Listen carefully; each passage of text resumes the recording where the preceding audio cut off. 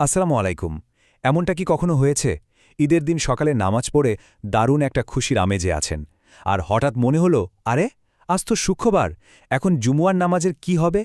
ঈদের নামাজ পড়েছি, তাহলে কি জুমুয়া না পড়লেও চলবে, নাকি দুটোই পড়তে হবে? এই প্রশ্নটা কিন্তু কম বেশি আমাদের সবার মনেই উকি দেয়। আজকের এই আলোচনাতে আমরা ঠিক এই বিষয়টাই একদম পরিষ্কারভাবে জানার চেষ্টা করব, নির্ভরযোগ্য দলিলের ভিত্তিতে। হ্যাঁ, এটাই হলো আমাদের আজকের মূল প্রশ্ন। আর এই পরিস্থিতি নিয়ে কিন্তু মুসলিম সমাজে বেশ কিছু ভিন্ন ভিন্ন মত আর কিছুটা বিভ্রান্তিও চালু আছে। তো চলুন আর কোনো রকম দ্বিধা না রেখে আমরা সরাসরি কোরআন আর হাদিসের আলোকে এর সঠিক উত্তরটা খুঁজে বের করার চেষ্টা করি। পুরো বিষয়টা সহজভাবে বোঝার জন্য আমরা কয়েকটা ধাপে আলোচনাটা সাজিয়েছি। প্রথমে আমরা প্রশ্নটা বুঝব, তারপর দেখব কোরআন হাদিস কি বলে, আলেমদের মতভেদগুলো কি কি, বিশেষ করে হানাফি মাযহাবের মতামতটা জানব, একটা প্রচলিত ভুল ধারণা ভাঙব এবং সবশেষে দেখব আমাদের জন্য সবচেয়ে নিরাপদ করণীয়টা কি।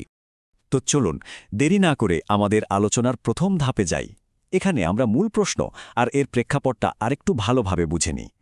দেখুন, সবকিছুর গভীরে যাওয়ার আগে একেবারে ফাইনাল কথাটা বলে দিই। অধিকাংশ ইসলামিক স্কলারদের মতে ঈদ এবং জুমুয়া এই দুটো সম্পূর্ণ আলাদা ইবাদত। তাই দুটোই আদায় করাটা হচ্ছে সবচেয়ে নিরাপদ আর সবচেয়ে ভালো কাজ। এখন প্রশ্ন হল, কেন এই মতটাই সবচেয়ে শক্তিশালী? চলুন এর পেছনের প্রমাণগুলো এক এক করে দেখা যাক। যে কোনো ইসলামিক বিধানের মূল ভিত্তি তো মাত্র দুটো, তাই না? এক, আল্লাহর কিতাব কোরআন, আর দুই, নবীজি সাল্লাল্লাহু আলাইহি সুন্নাহ বা হাদিস। চলুন আমরা সরাসরি এই দুটো সোর্স থেকে জেনে নিই যে এই ব্যাপারে আসলে কি বলা আছে। খেয়াল করে দেখুন, পবিত্র কোরআনে আল্লাহ তাআলা কত পরিষ্কারভাবে জুমার নামাজের কথা বলেছেন। এখানে একদম সরাসরি নির্দেশ দেয়া হয়েছে যে জুমার আজান শুনলেই সব কাজকর্ম, ব্যবসা বাণিজ্য ফেলে রেখে নামাজের জন্য দৌড়াতে হবে। এখানে সবচেয়ে গুরুত্বপূর্ণ বিষয় হল আল্লাহ এই আয়াতে জুমার নামাজকে ফরজ বা অবশ্যই পালনীয় হিসেবে ঘোষণা করেছেন। আর লক্ষ্য করুন, এই নির্দেশের মধ্যে কিন্তু কোনো যদি বা কিন্তু নেই। এমনটা বলা হয়নি যে যদি ঈদের দিন না হয় তাহলে যেতে হবে। তার মানে এই হুকুমটা একদম সাধারণ এবং সব শুক্রবারের জন্যই, এমনকি সেদিন যদি ঈদও হয়। এবার আসি হাদিসের দিকে। সাহাবী নোমান ইবনে বাশির রাদিয়াল্লাহু তাআলা আনহু থেকে একটা খুবই পরিষ্কার হাদিস পাওয়া যায়। তিনি বলছেন যে নবীজি সাল্লাল্লাহু আলাইহি ওয়াসাল্লাম ঈদ আর জুমা দুটো নামাজেই কিছু নির্দিষ্ট সূরা পড়তেন। আর যখন ঈদ আর জুমা একই দিনে পড়ত, তখন তিনি দুটো নামাজেই সেই সূরাগুলো পড়তেন। এই হাদিসটা তো বিষয়টাকে একদম পানির মতো পরিষ্কার করে দিচ্ছে, তাই না? এর মানে হলো নবীজি সাল্লাল্লাহু আলাইহি ওয়াসাল্লাম নিজে দুটো নামাজই আদায় করেছেন। তিনি ঈদকে জুমুয়ার বিকল্প হিসেবে কখনোই দেখেননি। এটা প্রমাণ করে যে এই দুটো সম্পূর্ণ আলাদা ইবাদত, আর দুটোই আদায় করা তার সুন্নাহ। আচ্ছা, কুরআন ও হাদিসের নির্দেশনা এত পরিষ্কার হওয়ার পরেও কিছু ক্ষেত্রে তো আলেমদের মধ্যে মতপার্থক্য তৈরি হয়। তো চলুন এবার সেই দিকটা একটু দেখে নেওয়া যাক এবং জানি যে বিশেষ কোনো ছাড়ের ব্যবস্থা আছে কি না। এখানে একটা টেকনিক্যাল কিন্তু খুব গুরুত্বপূর্ণ বিষয় বুঝতে হবে। দেখুন, জুমুয়ার নামাজ যে ফরজ মানে অবশ্য পালনীয়, এই ব্যাপারে পৃথিবীর সকল আলেম একমত। অন্যদিকে ঈদের নামাজের হুকুম নিয়ে কিছুটা ভিন্নমত থাকলেও কেউই এটাকে ফরজের সমান বলেননি। আর ইসলামের একটা সাধারণ নিয়ম হল ফরজ এবাদতের গুরুত্ব সবসময় সবচেয়ে বেশি। এখান থেকেই ইসলামিক আইনের একটা মূল নীতি চলে আসে। নীতিটা হল, কম গুরুত্বপূর্ণ কোনো এবাদত তার চেয়ে বেশি গুরুত্বপূর্ণ কোনো এবাদতকে বাতিল করতে পারে না।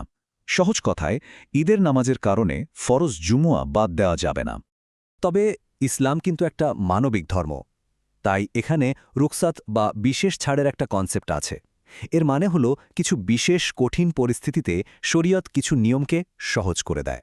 কিন্তু মনে রাখতে হবে, এই ছাড় কিন্তু সবার জন্য না। তাহলে প্রশ্ন হল, এই ছাড়টা আসলে কাদের জন্য?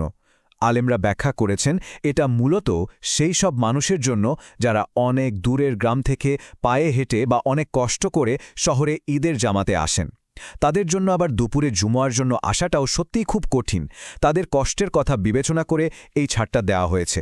কিন্তু এখানে সবচেয়ে গুরুত্বপূর্ণ পয়েন্টটা হলো, তারা যদি জুমা নাও পড়েন তাহলেও কিন্তু তাদের জোহরের 4 রাকাত ফরজ নামাজ অবশ্যই পড়তে হবে। নামাজ কিন্তু মাফ হচ্ছে না। এবার আসি আমাদের অঞ্চলের কথায়।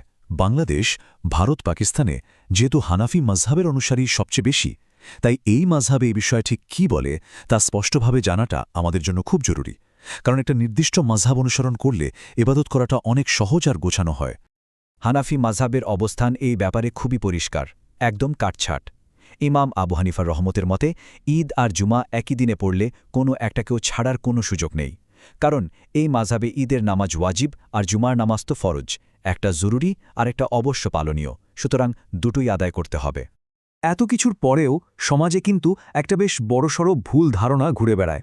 চলুন এবার সেই ভুল ধারণাটা কি এবং কেন এটা একেবারেই ভুল সেটা একটু পরিষ্কার করে নিই। অনেকেই হয়তো শুনে থাকবেন বা মনে করেন যে সকালে ঈদের নামাজটা পড়লেই তো হলো, ওই দিনের জন্য জুমা তো বটেই, জোহরের নামাজও মাফ। এটা যে কত বড় একটা ভুল ধারণা তা বলার অপেক্ষা রাখে না। এই ধারণাটা কেন ভুল? প্রথমত, এটা সরাসরি নবীজি সাল্লাল্লাহু আলাইহি ওয়াসাল্লামের কাজের বিরোধী, যা আমরা একটু আগেই সহিহ হাদিস থেকে জেনেছি। দ্বিতীয়ত, ইসলামের ইতিহাসে প্রায় সমস্ত বড় বড় আলেম আর ইসলামিক স্কলাররা এই মতটাকে ভুল এবং ভিত্তিহীন বলে প্রত্যাখ্যান করেছেন। সুতরাং এই ধরনের ধারণা থেকে আমাদের সবারই দূরে থাকা উচিত। বেশ লম্বা একটা আলোচনা হলো, তো সব আলোচনা শেষে আমরা এখন চূড়ান্ত পর্যায়ে চলে এসেছি। চলুন এবার একবারে দেখে নিই যে এই পরিস্থিতিতে আমাদের জন্য সবচেয়ে নিরাপদ, সবচেয়ে উত্তম আর করণীয় কাজটা কি। আমাদের জন্য করণীয় তাহলে একদম সহজ। ১. সকালে ঈদের নামাজে শরিক হওয়া। ২. দুপুরে জুমার নামাজেও শরিক হওয়া। আর ৩. যদি কেউ সেই বিশেষ ছাড়ের আওতায় পড়েন এবং কোনো কারণে জুমা পড়তে না পারেন, তাহলেও তাকে অবশ্যই জোহরের ফরজ নামাজটা আদায় করে নিতে হবে। আর এই পদ্ধতিটা অনুসরণ করাই হচ্ছে সবচেয়ে সেফ, কারণ এটা সরাসরি নবীজি সাল্লাল্লাহু আলাইহি সাল্লামের সুন্নাহর সাথে মিলে যায় এবং এটাই সংখ্যাগরিষ্ঠ আলেমদের মতামত। এর মাধ্যমে এটা নিশ্চিত হয় যে আমাদের উপর যে ফরজ আর ওয়াজিব দায়িত্বগুলো আছে সেগুলো সবই ঠিকঠাক মতো পালন করা হলো। সবশেষে শুধু একটা প্রশ্ন রেখে যেতে চাই। যখন আল্লাহর ইবাদতের মতো এত গুরুত্বপূর্ণ একটা বিষয় সামনে আসে, তখন বিভিন্ন মতামতের মধ্যে যেটা সবচেয়ে সতর্কতাপূর্ণ আর নিরাপদ, সেই পথটা বেছে নেওয়াই কি সবচেয়ে বুদ্ধিমানের কাজ নয়?